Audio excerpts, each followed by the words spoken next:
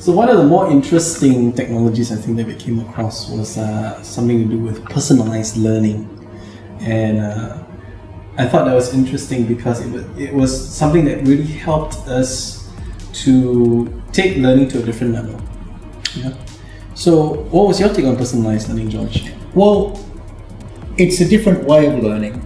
I want you to imagine, everyone in this audience, that we are going on a digital, it's a blended cooking class, in fact. Some of it is digital reinforcement and there is some face-to-face. That's blended learning.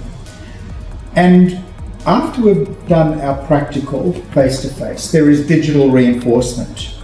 In the old way of thinking, we would all get the same reinforcement. It would be a video, let's say, or a little bit more sophisticated. There would be some quizzes and learning that comes with it. The old way of learning is everyone gets the same. But with adaptive learning or personalization, what it does is it adapts to the level of the various learners. For example, Lewis might be a more advanced learner, and the way that he answers the questions, the technology will treat Lewis differently to me, who might be further down in the capability levels.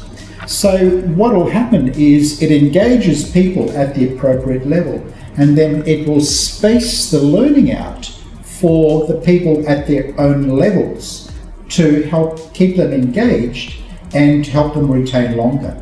The impact on retention, Lewis?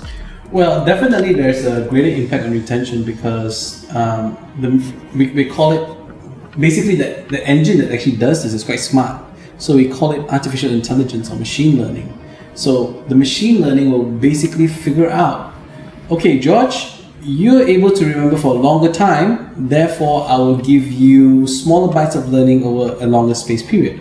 Whereas I forget often, and therefore I need to have more bursts of information for me to remember.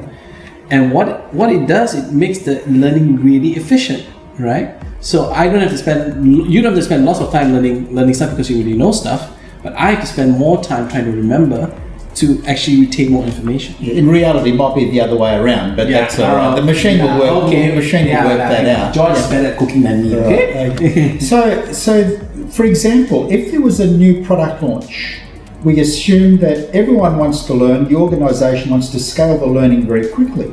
It wants everyone to learn quickly, but some will learn more quickly than others. Sure. And the organisation can find out who they are. Yeah, so the analytics are quite powerful.